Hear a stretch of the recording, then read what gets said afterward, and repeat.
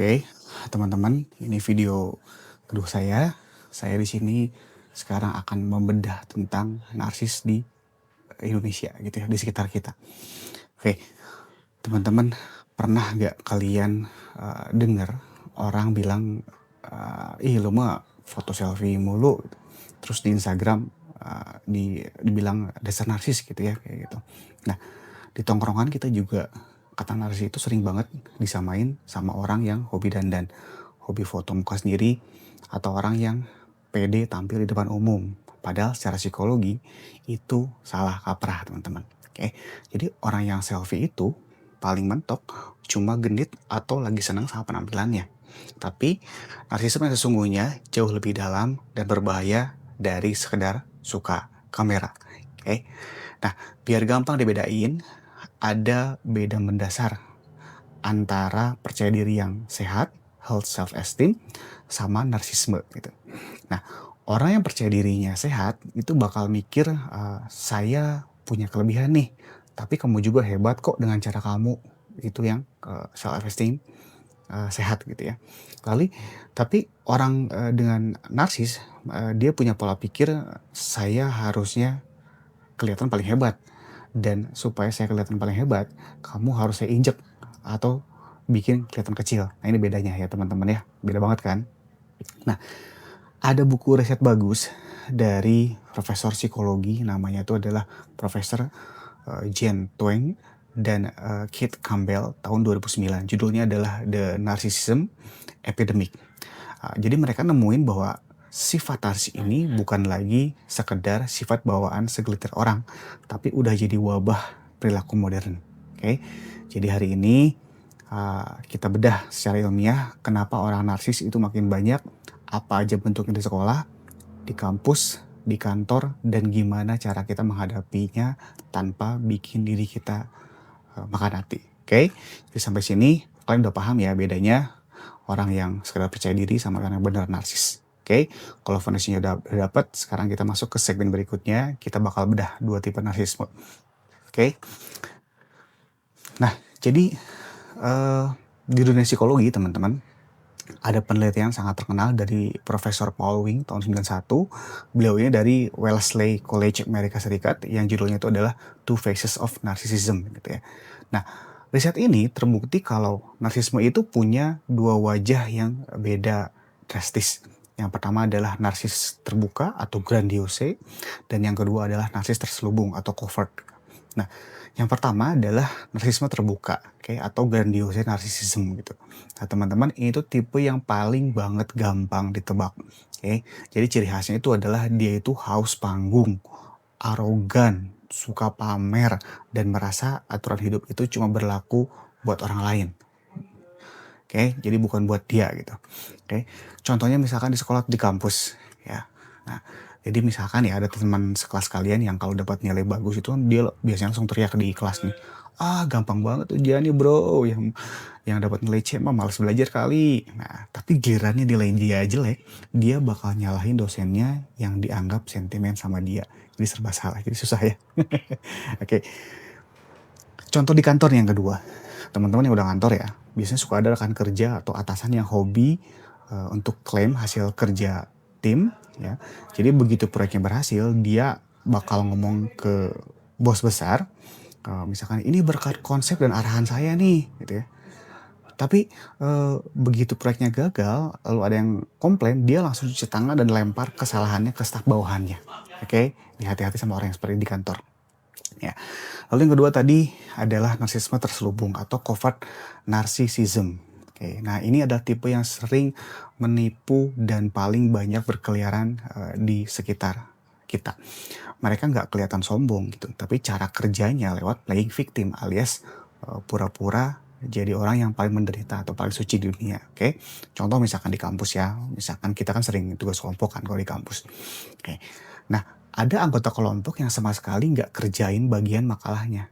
Tapi anehnya pas ditegur, dia bukannya minta maaf, tapi malah bikin drama. Misalkan dia bilang kayak gini, kalian kok jahat banget sih mau jokin saya gitu. Kalian nggak tahu saya lagi ada masalah sama keluarga, bertubi-tubi gitu. Tega banget ya, kalian gak punya perasaan. Ini aneh banget ya teman-teman ya. Jadi akhirnya kita semua, peserta tugas kelompok yang lain gitu, itu ngerasa bersalah mau nggak mau, dan dia lolos dapat nilai gratis. Enak banget ya teman-teman. Contoh di kantor nih teman-teman. Kira-kira ada rekan kerja yang kalau bikin kesalahan sepele, langsung bikin status sindiran di medsos atau di WA. Suka ada ya, di WA, di medsos gitu ya. Jadi misalkan dia bikin status, dunia kerja memang kejam. Terus misalkan, orang tulus dan jujur kayak saya selalu disingkirkan gitu. Nah ini dia sengaja mancing simpati orang lain untuk, menutupi ketidakbecusannya sendiri sebenarnya kayak gitu. Nah ini juga berbahaya yang seperti ini. Oke. Lalu, eee, jadi sekarang bebas ya, jelas bedanya antara narsis yang terang-terangan, pamer, sama narsis yang hobi playing victim. Oke, pertanyaannya, kenapa sih orang-orang dengan dua tipe kepribadian kayak gini rasanya makin hari makin menjamur di Indonesia, makin banyak di Indonesia gitu ya. Jadi, yuk kita sekarang lanjut ke segmen berikutnya, segmen ketiga untuk bongkar pemicu sosial dan psikologisnya. Oke? Oke, teman-teman, jadi kenapa sih rasanya orang dengan karakter kayak gini tuh makin hari makin banyak di sekitar kita? Oke, jadi ternyata ada 2 pemicu utamanya teman-teman. Yang pertama adalah narcissistic supply. Jadi ini candu bensin validasi mungkin itu ya pengertiannya gitu. Nah, teman-teman, orang narsis itu di dalamnya sebenarnya mereka itu rapuh banget gitu. Mereka butuh supply perhatian konstan dari luar buat nambah rasa minder tersembunyi mereka. Oke. Jadi kalau dulu kan buat dapat pujian itu orang harus beneran berprestasi. Sekarang cukup kita bikin konten pamer mobil sewaan, pamer saldo rekening editan, atau drama air mata di TikTok, maka algoritma media sosial ngasih like, ngasih komen, dan share secara instan. Ini jadi bensin gratis yang bikin sifat narsis seseorang meledak berkali-kali lipat. Oke. Yang kedua adalah budaya gila gelar dan simbol status. Oke. Jadi teman-teman mau nggak mau masyarakat Indonesia kita ini masih punya sisa-sisa budaya feodalisme yang sangat memuja simbol luar. Oke. Kita gampang banget silau sama gelar mentereng. Kita gampang banget silau sama jabatan formal, seragam, atau pakaian bermerek seperti itu. Oke. Jadi orang narsis paham banget yang namanya celah ini. Makanya di lingkungan kita banyak orang yang pertama, rela beli gelar abal-abal biar dipanggil sarjana, magister, doktor, bahkan ada yang sekarang profesor gitu ya, macam-macam. Atau misalkan di kantor, orang ini lebih sibuk, kelihatan sibuk di depan bos ketimbang beneran menyelesaikan pekerjaan. Oke. Yang ketiga misalkan pas kumpul keluarga atau reuni sekolah, yang diobrolin orang ini bukan kabar teman-teman, tapi pamer pencapaian misalkan ya, dan perhiasan biar dipandang paling berhasil. Ini bahaya ya, apalagi pas lebaran gitu ya.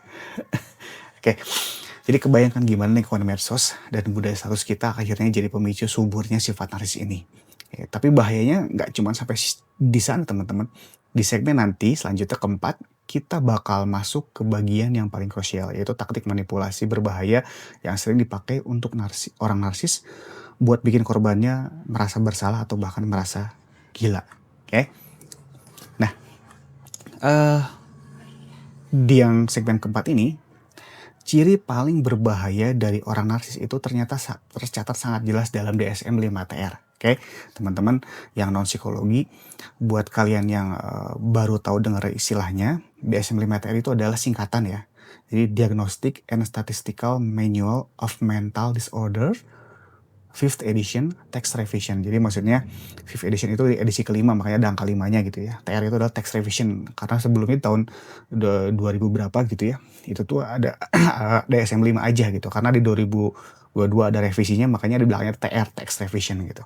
Nah, DSM-5TR ini adalah kitab panduan diagnosis standar tertinggi di dunia yang diterbitkan oleh Asosiasi Psikiatri Amerika, singkatannya APA gitu. Nah, buku ini dipakai oleh para psikolog dan psikiater di seluruh dunia sebagai rujukan resmi gangguan mental atau kepribadian. Oke. Lanjut lagi ya. Teman-teman, jadi menurut panduan kritis DSM-5TR ini, orang dengan gangguan kepribadian narsistik punya pola perilaku khas Oke, yaitu kurangnya empati yang tulus dan kecenderungan memanipulasi pikiran orang lain lewat trik yang namanya gaslighting. Nah, ini yang Gen Z udah pasti tahu nih gaslighting itu apa ya. Oke. Nah, lalu gimana bentuk nyata perilakunya dalam kehidupan sehari-hari? Oke, yang pertama adalah percakapan satu arah. Defisit empati, makanya dia percakapan satu arah. Oke, contohnya misalnya di tongkrongan nih. Kalian curhat kalau lagi sedih, karena orang tua lagi sakit sama teman kalian di tongkrongan. Lalu tiba-tiba si teman narsisnya itu bakal dengerin curhatan kita 5 detik, tapi dia langsung motong teman-teman. Wah, terus dibilang, "Wah, itu belum seberapa bro. Waktu saya tahun lalu saya ngalamin yang jauh lebih parah loh," gitu. Jadi nggak ada empatinya gitu. Jadi segala topik obrolan itu harus selalu berputar balik lagi ke tentang dirinya. Oke, yang kedua gaslighting. Oke, bahasa gampangnya adalah membuat kita merasa gila atau salah gitu. Contohnya misalkan di sekolah atau kuliah ya. Teman kalian janji misalkan mau bawa perlengkapan presentasi, tapi dia lupa nih. Pas ditegur, dia malah balik nyerang dengan nada tinggi. Misalkan dia bilang, "Kapan saya bilang kayak gitu? Kalian saya denger. Makanya kalau rapat tuh dengerin bener-bener jangan halu," gitu ya misalkan. Nah, dia ngomong dengan sangat yakin sampai kita mikir nih teman-teman, apa iya ya saya tadi yang salah denger gitu ya. Padahal perasaan kok udah bener gitu ya. Contoh kedua misalkan di tempat kerja teman-teman. Jadi ada atasan misalkan narsis ya, dia ngasih instruksi ke si A secara lisan gitu ya. Pas hasilnya ternyata nggak disukai atasannya ini gitu ya. Jadi nggak disukai direksi misalkan gitu ya. Terus dia manggil kita semua nih, kalian ya, kita semua yang sebagai staffnya ya. Terus dia marah sama kita. "Saya kan nggak pernah nyuruh bikin kayak gini. Kamu inisiatif sendiri kan? Kenapa kamu nggak nanya dulu?" Jadi selalu disalahin. Oke. Tujuannya adalah memanipulasi. Oke. Dia orang narsis ini nggak punya kapasitas mental buat mengakui bahwa mereka bisa salah. Jadi kalau teman-teman di kantor ada orang yang nggak mau salah, aware ya, barangkali ada yang seperti ini. Oke.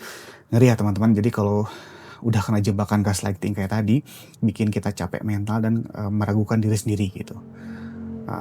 Jadi supaya kalian nggak terus-terusan jadi korban, nanti selanjutnya saya akan kasih trik psikologi taktis yang memang terbukti ampuh buat ngadepin tipe-tipe orang kayak gini tanpa perlu ribut sama dia gitu ya. Oke, teman-teman, kalau di sekolah atau di kampus atau kantor kalian harus berhadapan sama orang tipe kayak gini, jangan sekali-kali didebat, oke? Atau jangan sekali-kali dibalas pakai emosi, oke? Karena di mata orang narsis, kemarahan kita, kemarahan kalian itu tetap dianggap sebagai perhatian tersuplai yang bikin ego mereka makin kenyang, teman-teman ya. Oke, sebagai gantinya, gunakan teknik perilaku yang sangat populer di dunia pemulihan relasi toksik. Jadi, tekniknya adalah namanya The Grey Rock Method atau metode batu abu-abu.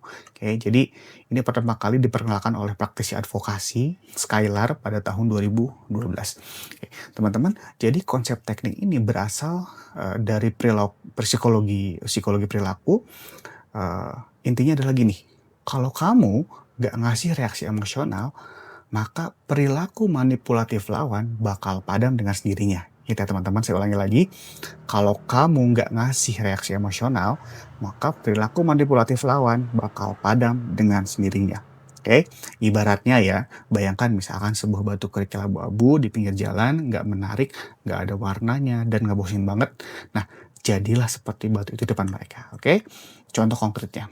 Yang pertama adalah beri respon super datar.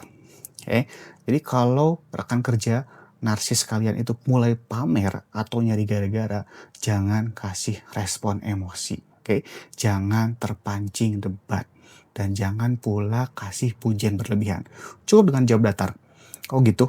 Oke, noted? Oke, baik, saya kerjakan sesuai SOP. Misalkan ya, datar aja, santai aja bro. Oke, yang kedua adalah kunci komunikasi kalian di bukti tulisan. Oke, nah ini khusus di tempat kerja atau di kampus, jangan andalkan koordinasi lisan. Selalu minta instruksi via email, via chat, via WA, via notulensi rapat, agar mereka nggak bisa gaslighting atau lempar tanggung jawab ke depannya. Oke, yang ketiga adalah berhenti berharap mereka berubah. Ini paling penting teman-teman ya. Jadi berhentilah berharap mereka untuk berubah. Oke, jangan buang energi merasa kalian bisa menyembuhkan orang narsis dengan kebaikan kalian, yang paling penting adalah memasang batas perlindungan diri atau boundaries yang tegas. Oke? Jadi paham ya teman-teman, cara kerja metode abu-abu tadi ya. Kuncinya ada di ketenangan dan batas diri kita, oke? Ada satu poin penutup penting, jadi yang buat refleksi kita bersama, oke? Jadi teman-teman dari awal video tadi, poin akhirnya adalah apa ya? Kita bisa mengenali ciri-ciri narsisme ini tujuannya bukan buat kita sibuk ngecap atau ngehakimi orang lain di sekitar kita ya. Tujuannya murni supaya kita punya batasan yang sehat dan tahu cara melindungi kesehatan mental kita sendiri di lingkungan sosial. Oke. Nah, selain buat apa namanya?